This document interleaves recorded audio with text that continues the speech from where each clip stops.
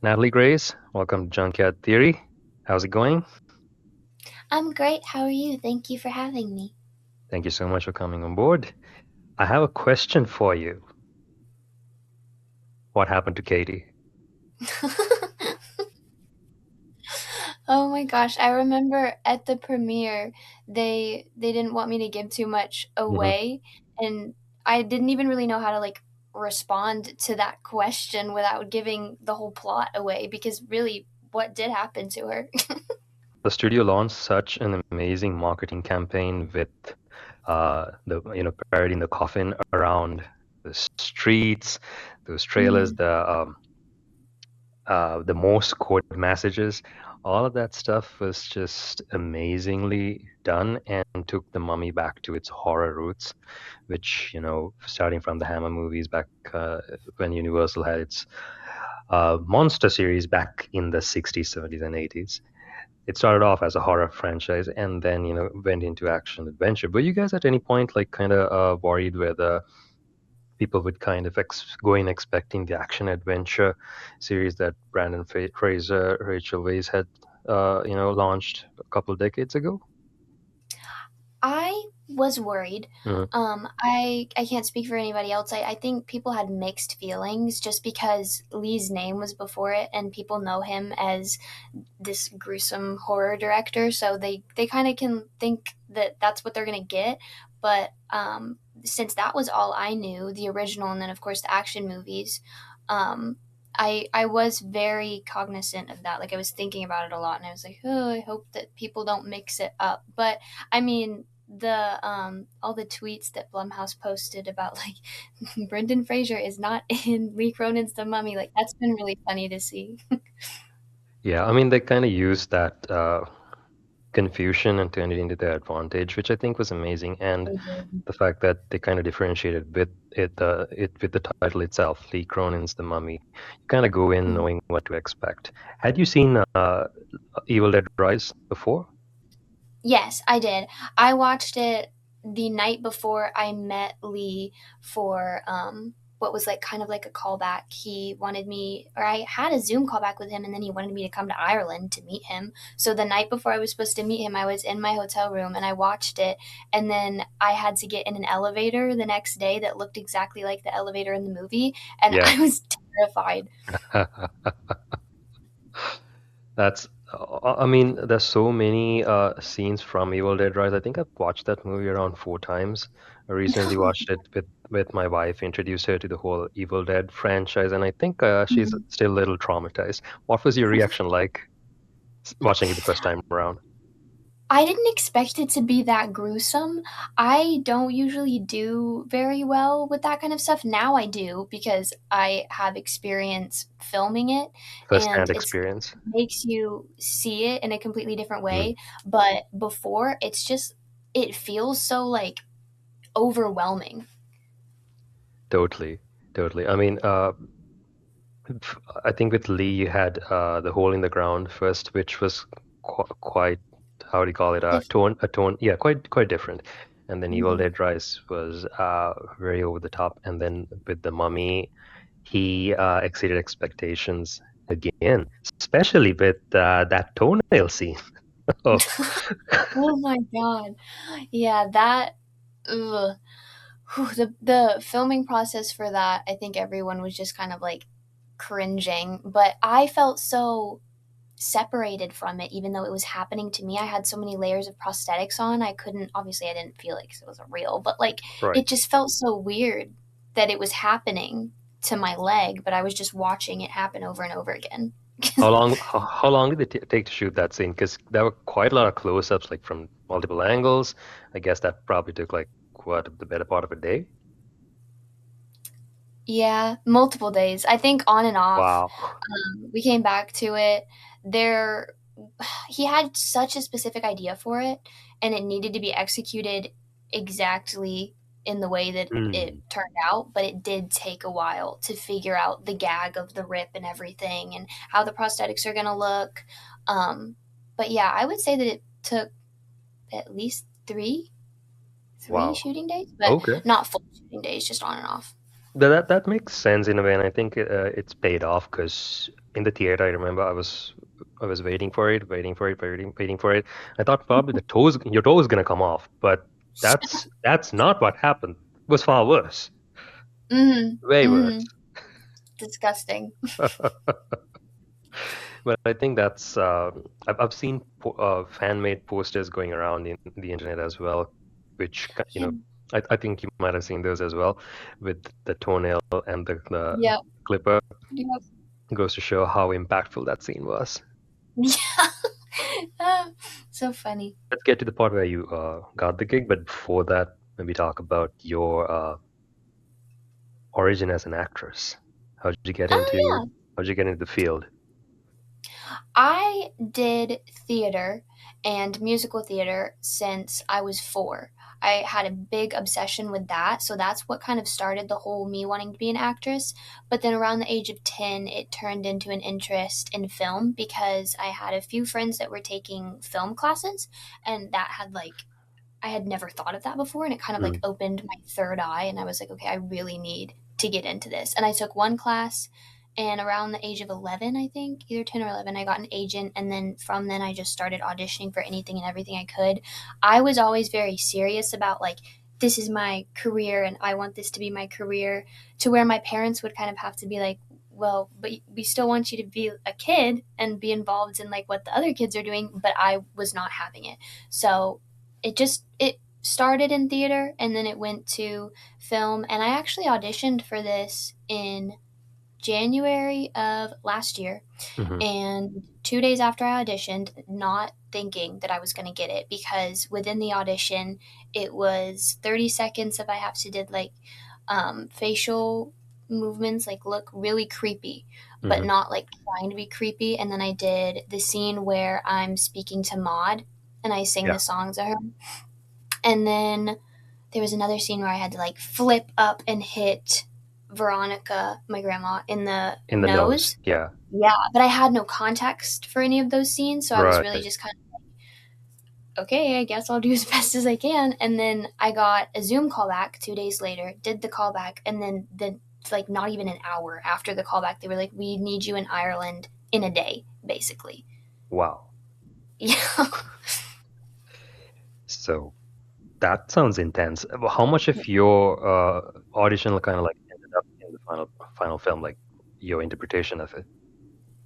Oh, that's a really good question, actually. I would say that it was so completely different than what I started out with. Hmm The essence of the character, I think, always stayed the same, but I was there a month before everyone else going through like physical training for the character and stunt training. So I really had that time to prepare the character and kind of transform it into something that I couldn't have even thought that it would be. hmm So if you watch my like original audition tape and then you watch how it actually is in the film, it's so completely different, but like I can still kind of see similarities between the two. Gotcha. I hope Blumhouse releases it someday. That would be so cool, yeah. Yeah. Uh, Given that the role was like highly physical, like you start off being this very mobile version of the character, and Yeah. as the layers peel, for lack of a better way of putting it, you start becoming way more animated, and you end up doing some really bizarre things, like spoiler alert, crawling up, doing your best Spider-Man impression, crawling up on walls, all the crazy stuff. What was the process like? And I'm assuming that this was your first time doing, practical stunts like that.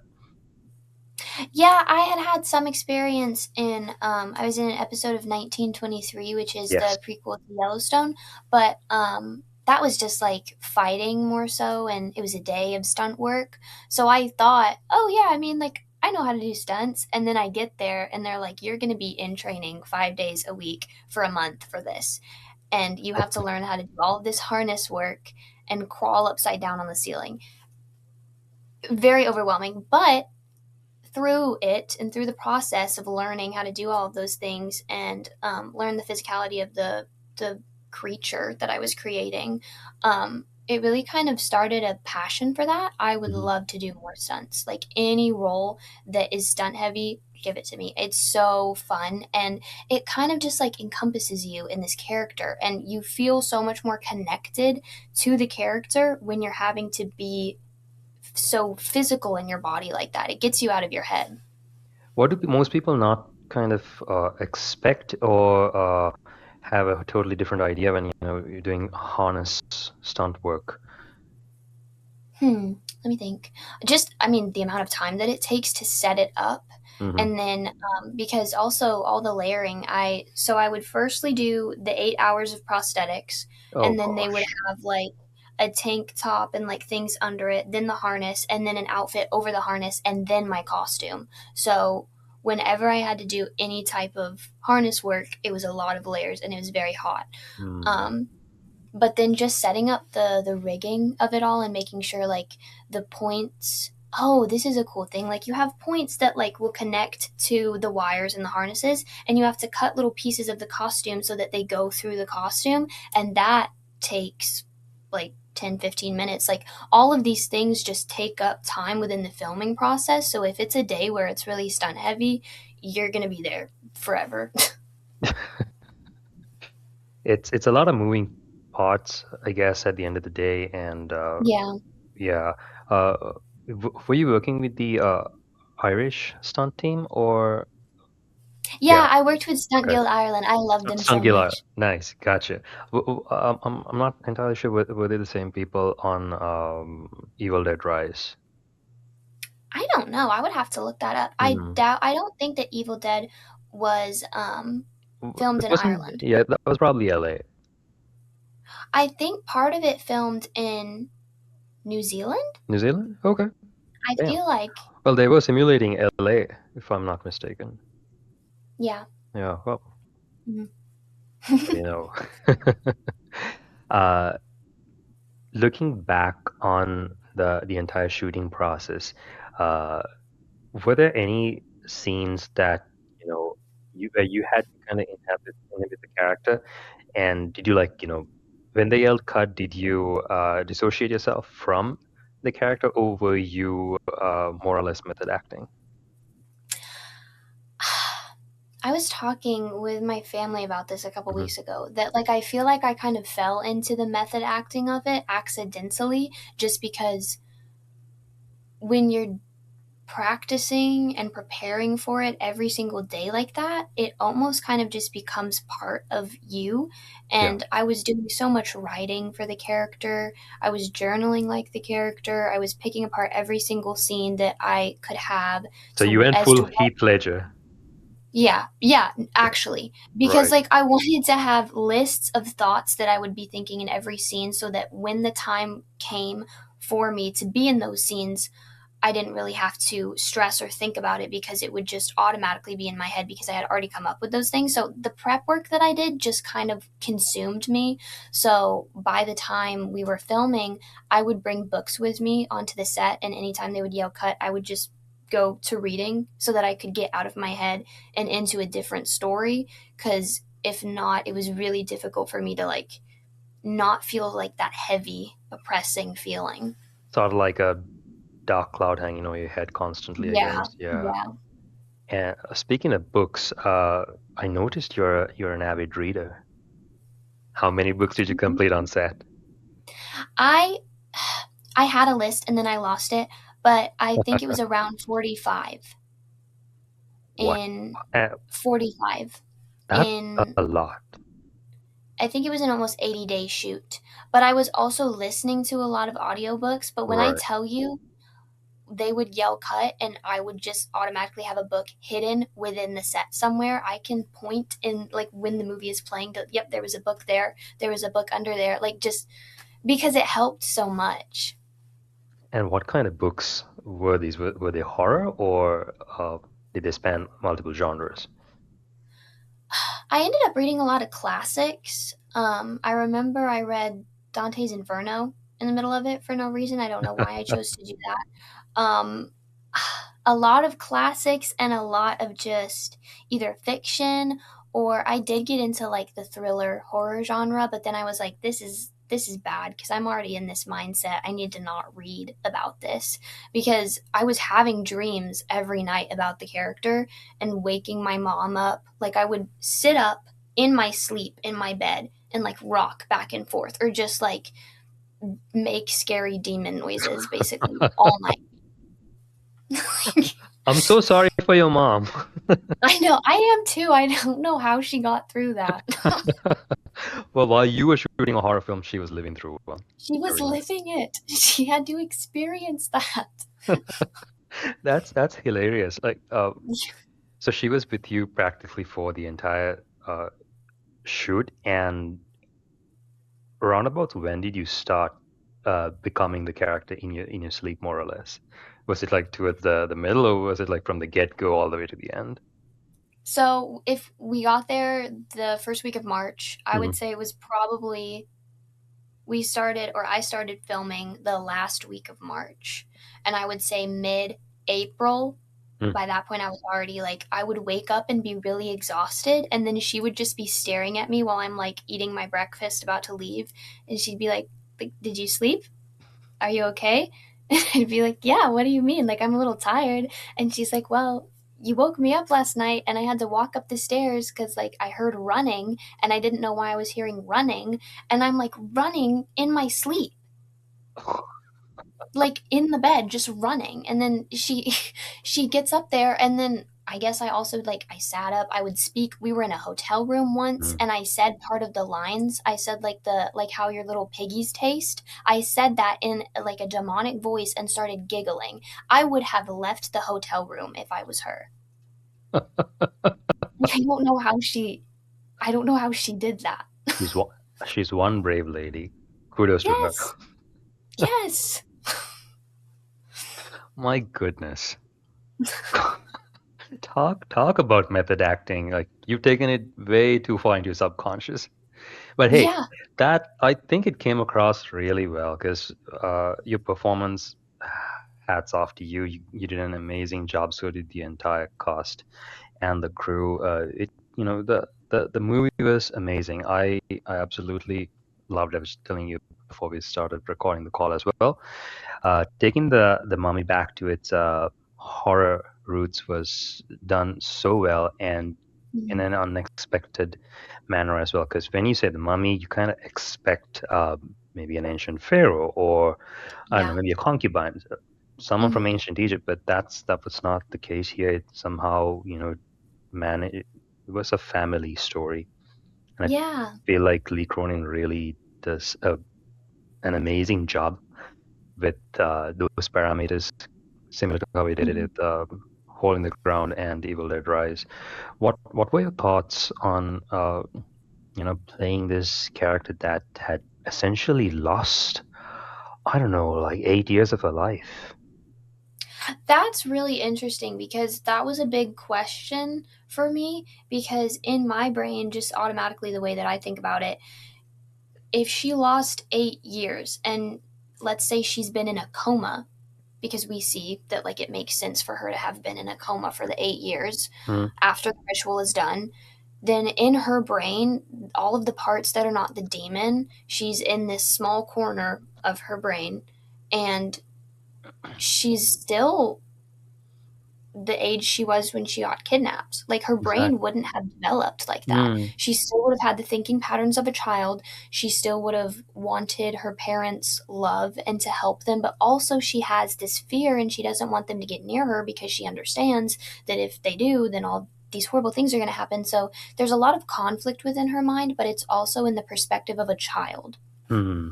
Did you have that conversation with Lee before you guys started shooting? And what was his take on it? Because I know we didn't see much of Katie after she essentially towards the end of the film, without giving away too much spoilers. Like we don't see the unpossessed version of her that much.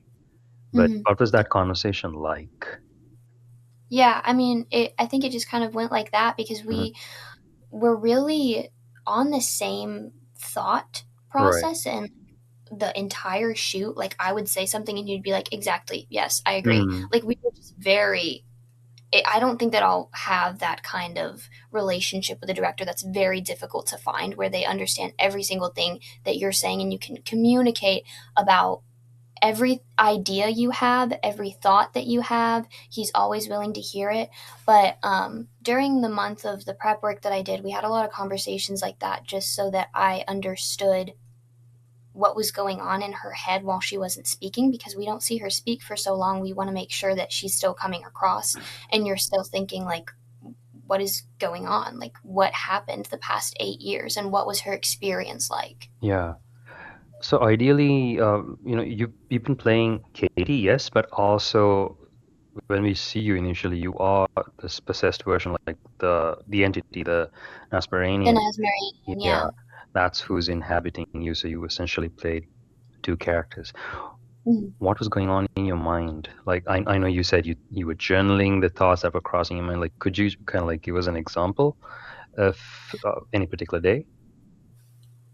You said it was kind of like the Heath Ledger Mm, Joker, and it really was, because I remember, like, even just I did a lot of sitting in the wheelchair in the beginning of the movie. Like, I would just be sitting constantly while we were filming, and I yeah, would have thoughts when we weren't filming that were like of the demon that I had created. Like, it was kind of like not split personality, but like that's what I can explain it as, I guess. Because I would be thinking about all of these people, but in the mindset of the demon, and then I'd be like, we're not filming mm, right now.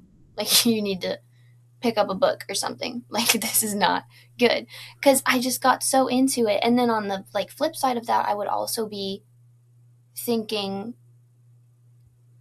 both. Like, while we were filming, I would have the thoughts of both of the characters while it was going on. Like, I would think demon, and then it kind of simultaneously at the same time would be thinking, what is Katie feeling right now? Is she even like awake within her brain, or is the demon completely awake right now and maybe she's asleep? She's waking up for like zero point 0.5 seconds and thinking this, and then kind of going back into the back of her brain, because that's the only place that she knows, and that's where she's safe, and she's scared. If you think of it, like, physically, she's in there. She doesn't want to yeah. be near the rest of the brain, because that's where the demon is. That's such an interesting take. I mean, ha yeah. How could you not speak in your enact this character in your dreams? Like that would totally mess you up in the head for that time It period. I would. totally get you. Thank you. No, man, being in that headspace for 80 days is that's no joke. No, and then I had to go on a family vacation right after we wrapped, and I was still having the dreams. And I remember having a conversation with my mom about how, like, I can't do this. If I wake the cousins, because I had like little cousins coming with me to this vacation. If I have cousins and they're like waking up in the middle of the night to me screaming and rocking back and forth, like, I would be yelling in my sleep. That would have been so bad. If I had a cousin sister who was doing that, I would honestly swear on anything. I'd wake up all the adults. I'd be like, we gotta get out of And here. we had like adjoining rooms. So that made it even worse, because I was like, this is the worst case scenario that it could be. But I didn't wake them up. I don't think I had any dreams. I was really good about just like putting it in the back of my Mm, mind, but it did take about a month and a half to kind of shake off. yeah, no, that makes sense. You mentioned earlier, or I think I read up somewhere that you were not necessarily a fan of the genre, but having done this movie, where are your thoughts at now? Yeah, before this, I did not like Mm. scary movies. I was really just, I couldn't even watch a scene without being like this. And it wouldn't even be like a necessarily scary scene. I had no, I just couldn't. Like, there was nothing in me that could take it. But now I love them. They're so interesting. I love researching them, and then like I'm trying to watch all of like the original like horror movies that have created the genre. Um I'm definitely not as educated on it as I would like to be, but that's because I didn't watch them until after this. Mm. So I need to like do a poll on my Instagram and have people give me recommendations. feel like that'd be a good idea. That's a fantastic idea. I could suggest you a couple. Yes, please Yeah. do. Uh, I mean, I used to be on the same wavelength as you. Being a filmmaker, there was this one time that I come from an action background, and I never grew up watching horror films. So when I Me decided neither. to, yeah, when I decided to, okay, I'm gonna try my hand at horror. That was, I think, a month's worth. I crammed a whole bunch of horror films into a month, and I lost out on a good deal of sleep. Yeah, Yeah, that I bet. that permanently changes you, but at the same time, you kind of start seeing what the appeal is, and in a way, you kind of gain this respectful admiration for the genre, although you might not, Yeah. naturally have an inclination towards it. And I think Mhm. that's kind of where I am at right now. I respect the genre, and I admit, if it's done tastefully, mixing some Tastefully. comedy, it's amazing. It's a very, Yeah, very fun genre to play around in. I agree. Yeah. I remember I watched Insidious a couple years ago, like on Mm. vacation with my family, and I wasn't able to sleep like the whole week. Like, that's What how bad it was. what got you the over the shoulder shot of the demon? That one. Yep. Yep. That and just everything else, like, just the whole movie was just terrifying to me. I could not take it. Have you seen The Conjuring? I have only seen, I think I've seen the third one. Uh, you gotta go back and watch the first one. But those specific, I know, but that specific, like where it's possession, and I'm saying this like I haven't played a possessed character. Like, that is what really scares me. That's what gets me. I think that out of everything is like the most scary. Totally, totally. And w- what were your references? I'm curious when you guys shot this, but besides maybe say The Exorcist. Yeah, that actually wasn't, Of course. Oh, from okay. what I know of. I don't know if it was a reference for Lee, but I know the two main ones for him that he told me, and then I went and watched. Um, I'm forgetting one of them, but the other one was The Poltergeist, Mm, and I watched that. I loved that. I didn't actually think that it was too scary. I just thought that it was a really good movie. We based it off of that, and I know he said that like the mystery aspects of it are kind of based off of Seven. Seven. Yes. That's also a really great movie. But when I I remember touring the set and everything, a couple days into me being in Ireland, and I just kind of made like the mental decision to not go off of any references for my Hmm. character and for myself, and to just create this new character and creature that maybe people can compare it to things that have been made prior, but I didn't want to take anything from what had already been created. That's. I think that was a very smart decision because I honestly thought like perhaps Lee had had influences from The Exorcist, but since you said Poltergeist, I definitely see where the parallels are in the film, and Seven for sure. Like the detective parts of the Yes. film. Yes. I remember. I think yeah. I said to my wife, like this kind of feels a little like Seven. The Yes. mystery aspect of it. That was so well done, merging those two uh, genres. And when we finally see what happened to Katie, it's the tape, uh, Oh my the god, yeah. VHS tape. That I think for me was the most unnerving part of the film, besides the toenail clipping, which I think kind of borders on the whole gory aspect of it. But then this has more of the human elements, and Laya and Jack's facial expressions just sell the scene so well. It's like, oh, I tear up when I watch them because I saw it a couple days ago with my friends, um, and I was sitting in the theater and like I tear up every time that I see them mm, reacting to it. Just because, also maybe it's different for me because like it's my character, so I have empathy for yeah. her. But just like watching that in general is just unsettling and horrible, and like we wanted it to make people uncomfortable, um, but it's just I hate thinking about it. which is good. That means that it was filmed wonderfully, but it's just heartbreaking to watch. It's definitely heartbreaking. It kind of puts you in the shoes of any parent. Like, you kind of you're like, oh, I understand why my parents are worried. I've seen my parents worried, and like I totally get why these guys are like, Yeah, horrified right now. It yeah. was It gives so you well done, empathy. Yeah. definitely. Lee manages to very what's the word? Not very sneakily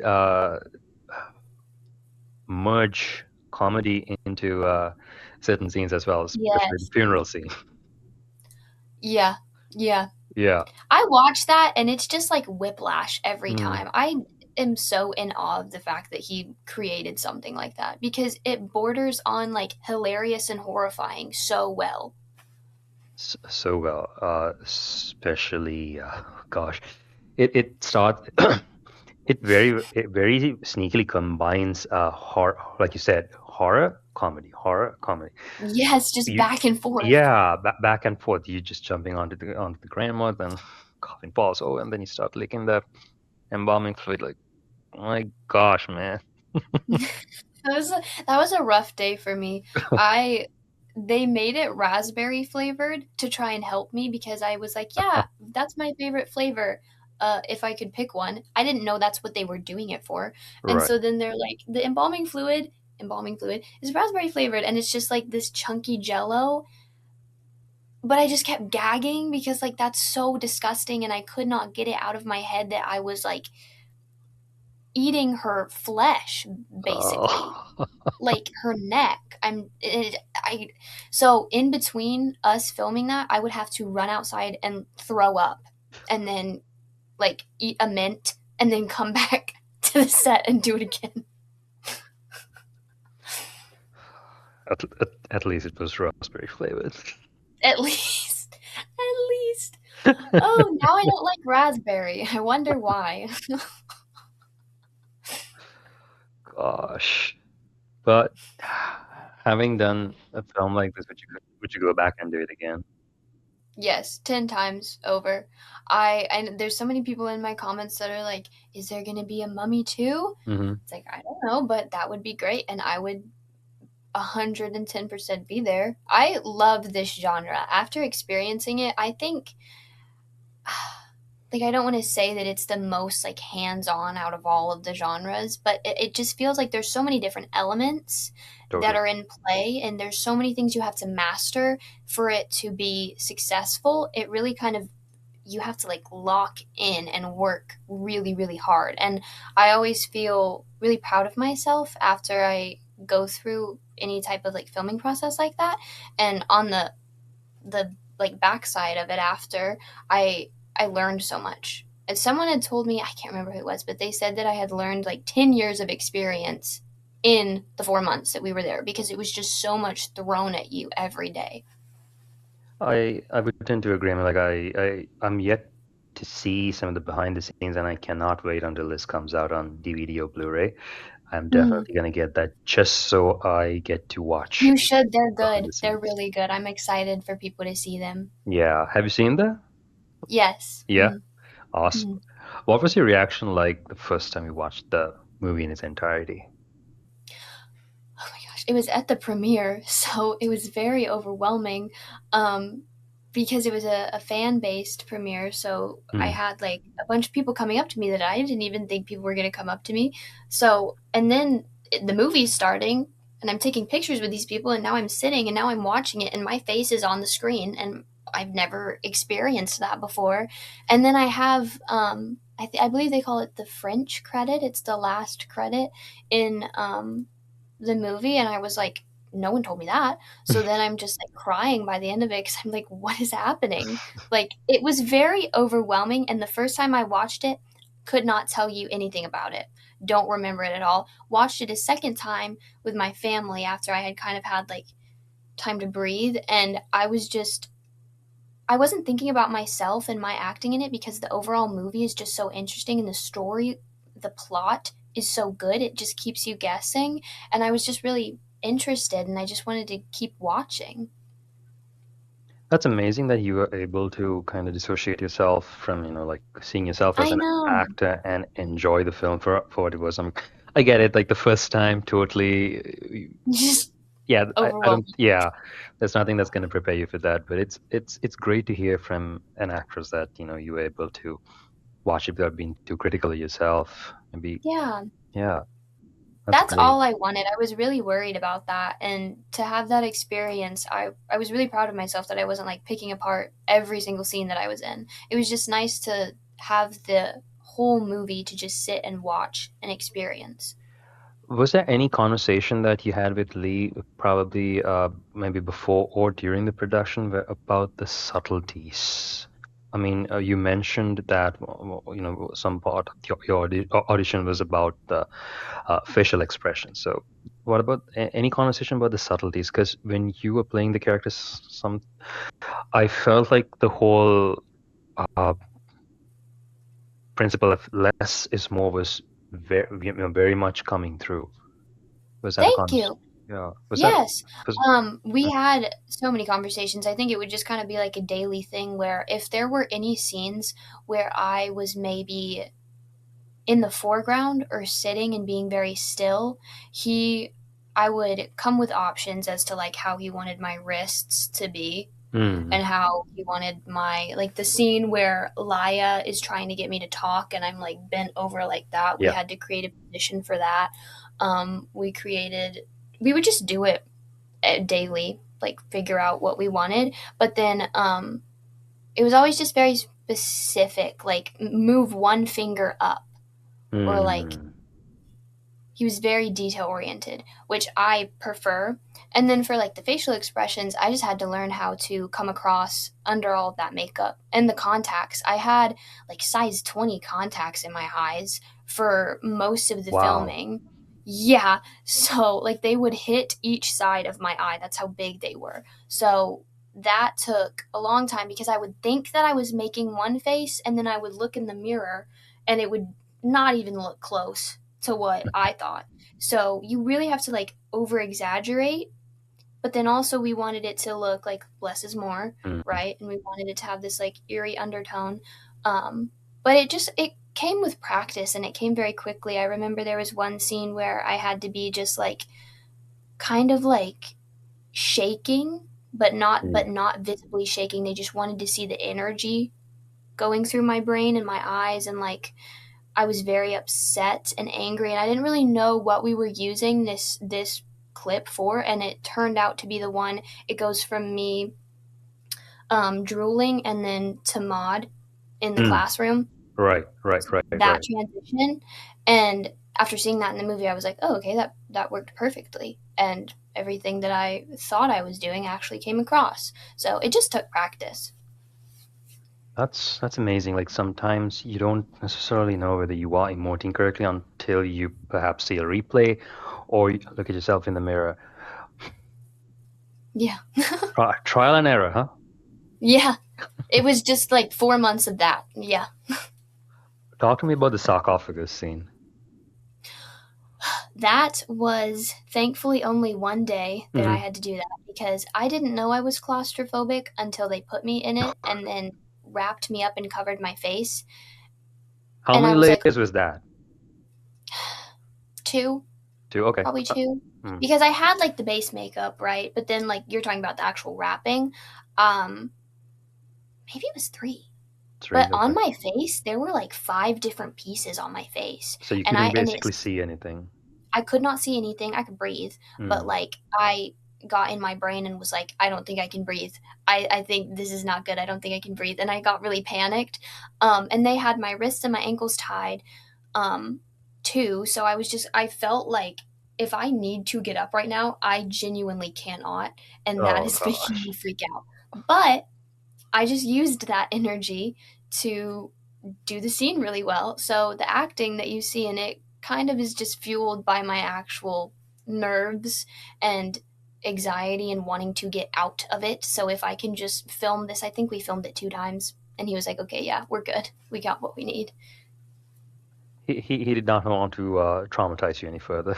No, he didn't. He was so wonderful about that. And I think he really understood that I was kind of panicked, which is so nice to have because I don't think anyone else could tell. But Mm, I would ask them, I would be like, up until we shoot, can my face not be covered? Because I really mm. just like want to be able to see the ceiling because this is just rough. And I was like laying on like rocks too, so it wasn't comfortable because Oh, it's supposed to look like a real sarcophagus. I've been in this thing for 8 years, but the way that they film it and the way that I saw it in the theater was just so crazy seeing how it was done because I remember being scared of the camera falling on me too because we had a big crane big holding green, the yeah. camera up and that was so stressful because my face is covered and there's a camera hanging above me. What if it falls? What if I get crushed? How many things to worry about, and on top of all of that, you had to discover that you're claustrophobic when they Yes. finally put you into a freaking sarcophagus. Yes. And cover me up. Oh, You really did learn, I would say, a decade's worth of I did. filmmaking, yeah, acting, filmmaking, all of that in the span of how many weeks was that? You said 80 days, right? It was almost 80 days. I believe it was like 74 or something, but we like if shooting wise, the last week of March to the third week of June. Gotcha. So So was it like 5 days on, 2 days off, or what would the schedule be I like? it was the schedule was very packed for Mm, me.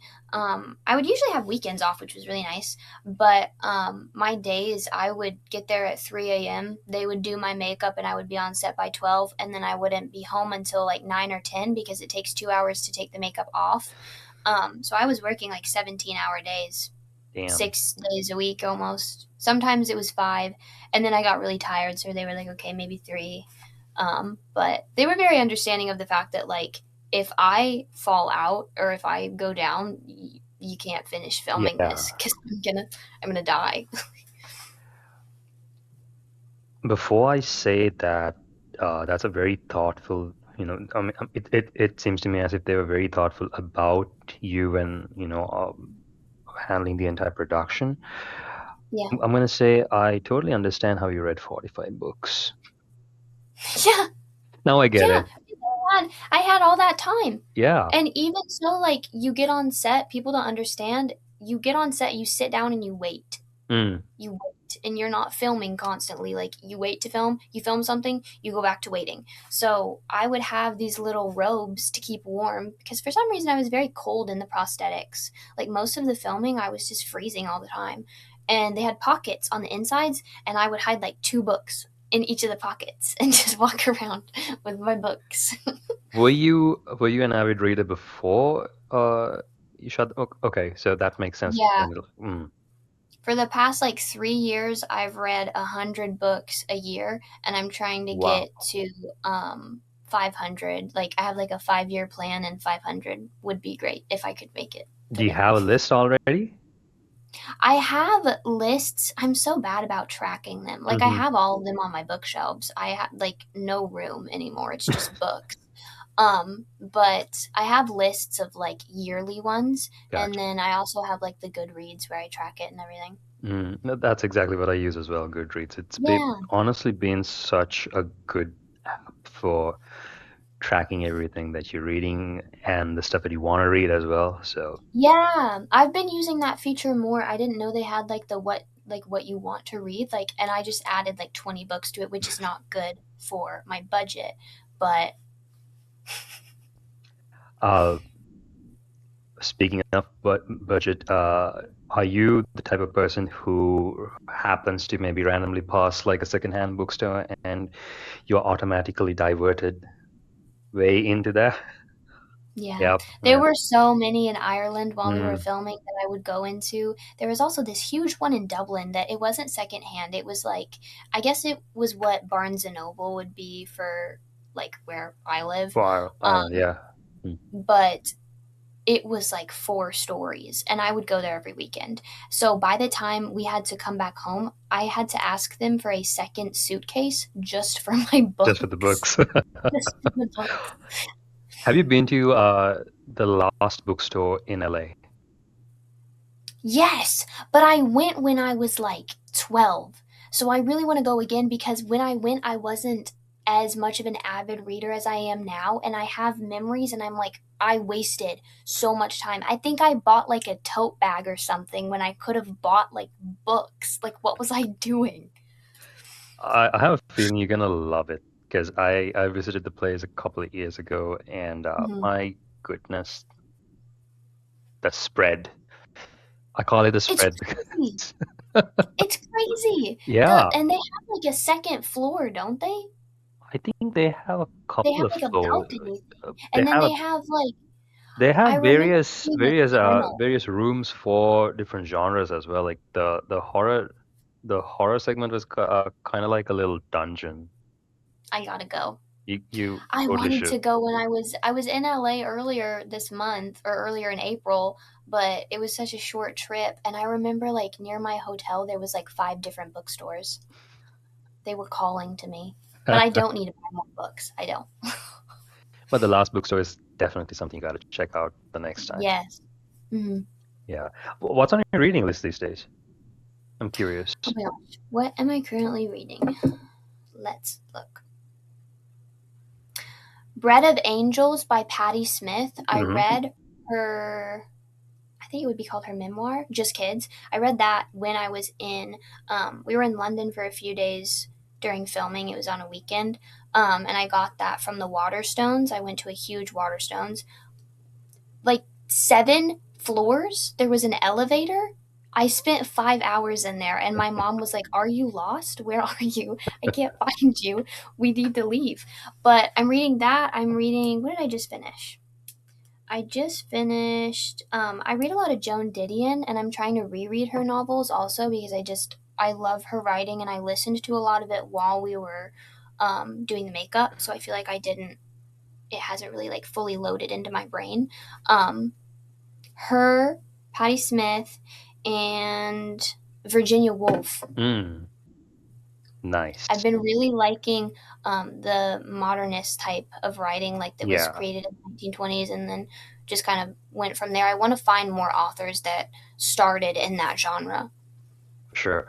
I also noticed Catabasis as one of the novels that you had read earlier this year. Yes, I read that in October, and I think like it blew my mind. I read it, I think did you say October? Yeah, Yeah, probably somewhere around the same time. It was a fresh take. I loved it. it was so good, and Mm. it had so many references that I understood, so I was reading it and I was like, "Yes, I'm educated, I understand what she's talking about, this is so good." But it took me, like, I think 2 or 3 weeks to read just because I would stop reading it because I was getting close to the end and I would Hmm. get upset because I'm like, Yeah, "No, I don't wanna finish it." I need to read Babel by her and all of her other novels. She's insane. so good writing and like the way that she's woven in all, the mythology. I was really Yeah. impressed. The That was mythology is amazing. crazy. It's kind of like I feel like that's her. If you talk about her as an author, that is the book that needs to Totally, be front facing. Like it's totally. insane. Is that her most recent work I or believe so, but I think she's coming out with one soon. gotcha? But I don't think it's out yet.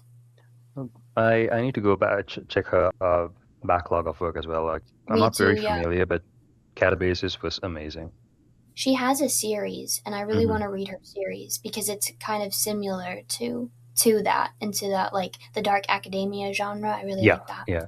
Mhm. That's an amazing genre. I don't necessarily think you see movies being made.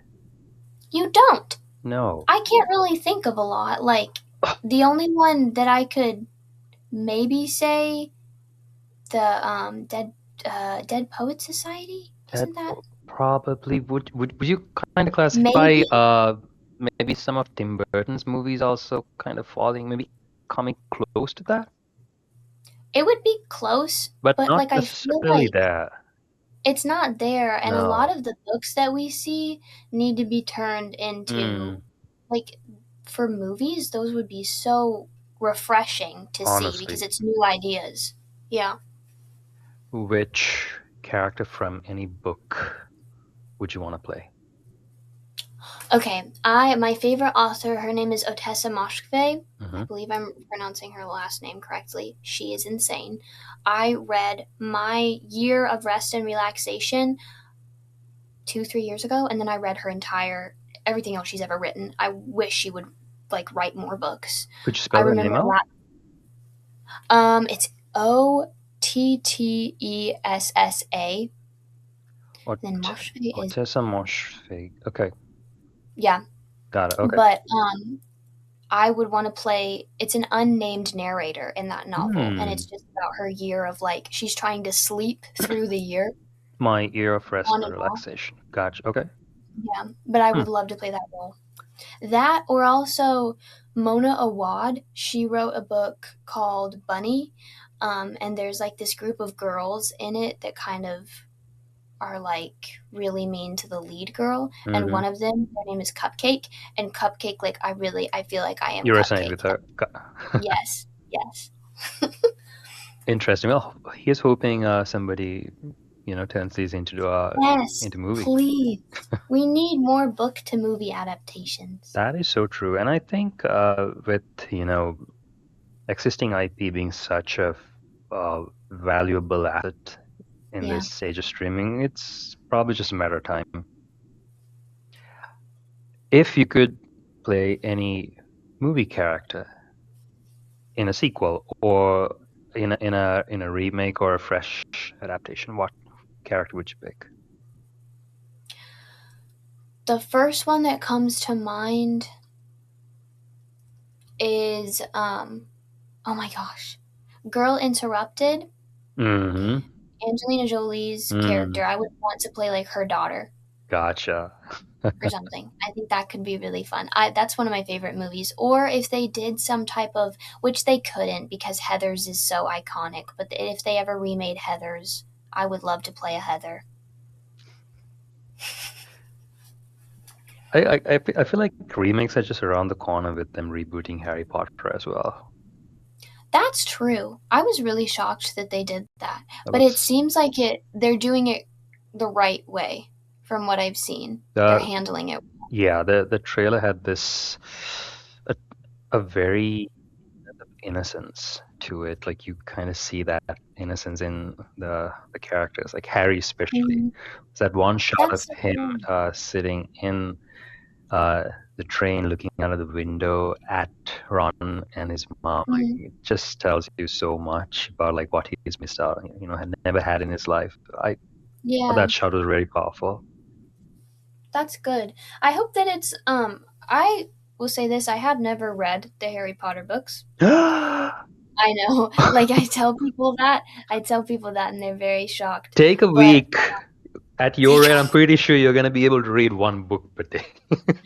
like a week.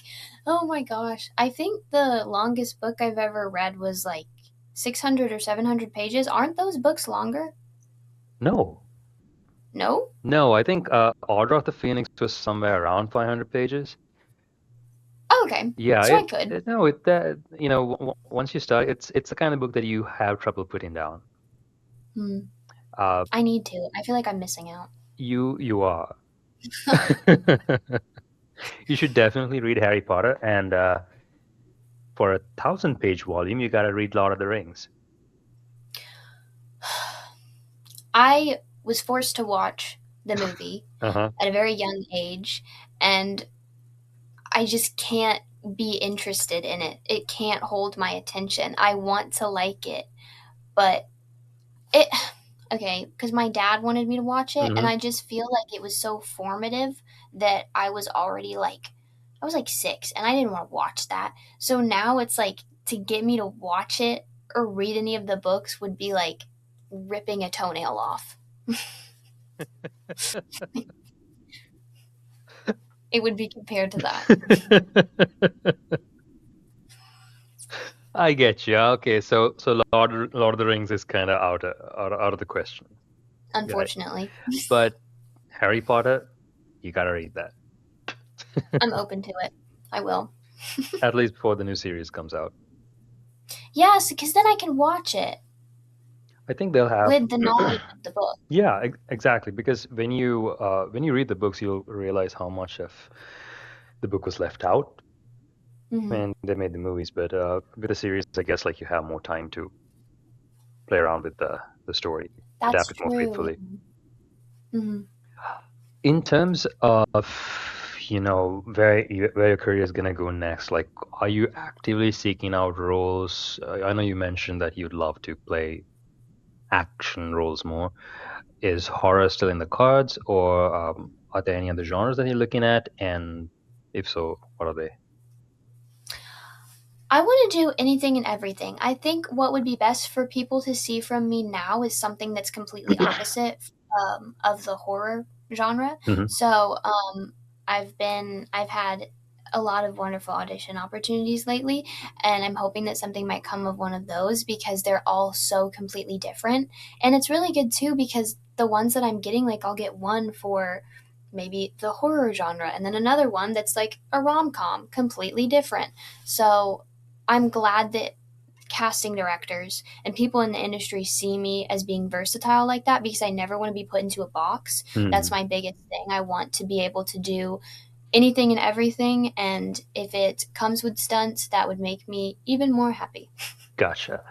Was it unnerving at all seeing, suddenly becoming the face of the mummy from, the this particular film? Because they heavily relied on the bandaged version of your face. Like, Of my face. Yeah. yeah.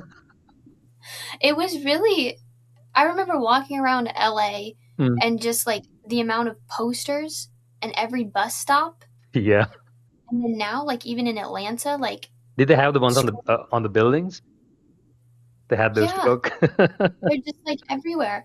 And then like on the internet too, like people will DM me on Instagram and they'll be like, saw your face in New York. Saw your face on the side of the street. It's like, what?